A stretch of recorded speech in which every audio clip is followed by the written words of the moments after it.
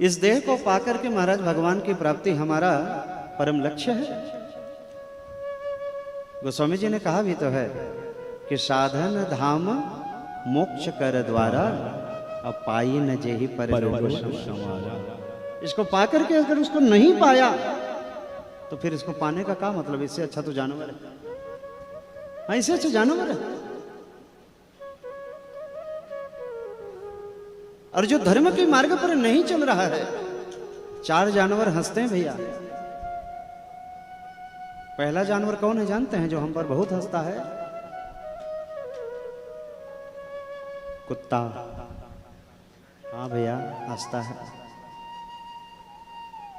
कुत्ता हम पर कब हंसता है जानते हैं? अब सराफा एसोसिएशन में जितने भी हैं सब अपने ही हैं। आपके अपने हैं, सगे हैं। आप ही लोग आपस में छोटी छोटी बातों को लेकर के लड़ना झगड़ना चालू करेंगे ना, ये कुत्ता देख करके हंसने लगता है। देख, मेरी बिरादरी का है। हम भी एक दूसरे को देख करके गुर्राते हैं, ये भी एक दूसरे को देख करके गुर्रा रहे हैं। मेरे जैसे स्वभाव का है बेचारा। कुत्ता बड़ा गदगद हो जाता है उसमें। आप सभी से मेरी प्रार्थना है, आपस में अपने अपने लोग ही मिल करके लड़ना झगड़ना बंद करिए। मनुष्य की भांति जीवन को जिया जाए। दूसरा जीव है भैया ग्रामीण सुअर। ये भी हम पर बहुत हंसता है भैया।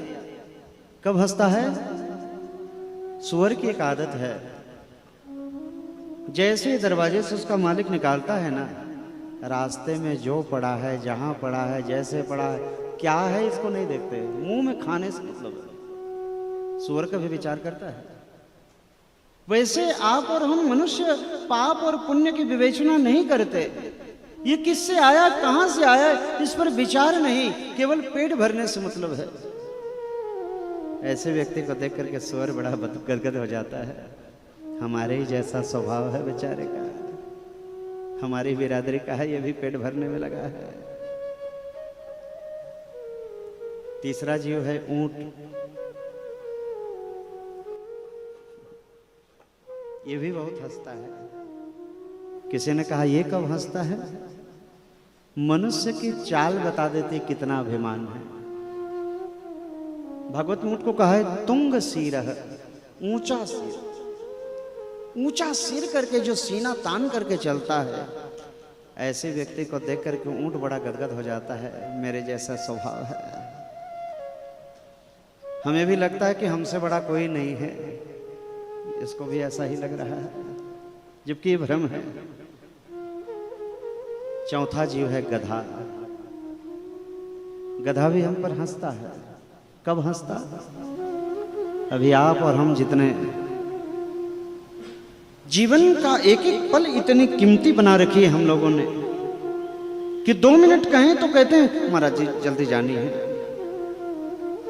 रुपये पैसे बटोरने में इतने मदमस्त हो गए, किसी के लिए हमारे पास समय नहीं।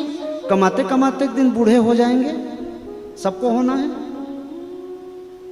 और जिस दिन हम बूढ़े हो जाएंगे, हमारा ही बेटा कहेगा कमरे में चुपचाप कोने में बैठे, मेहमान आएंगे, निकलना नहीं है, बेइज्जती होगी हमारी, बात करना नहीं आता।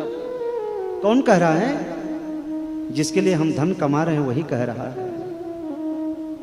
तो उस समय ये गधा बड़ा गदगद हो जाता है।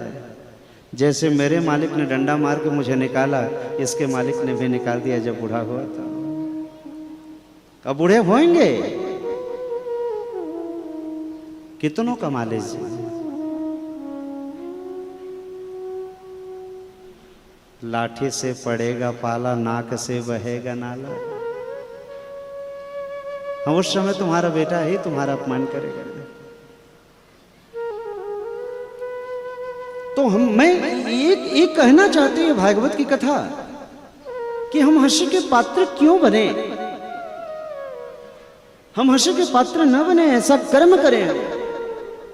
भगवान को पाने के लिए हम कुछ करें, इसीलिए हमें ये जीवन मिला है। ये हंसना खेलना मनोरंजन अच्छी बात है, लेकिन भगवान के लिए हम कुछ कर रहे हैं क्या हमारा मार्ग मोक्ष की ओर जा रहा है? इसके लिए हमने क्या कर्तव्य क्या है, ये बड़ी विचारणीय है।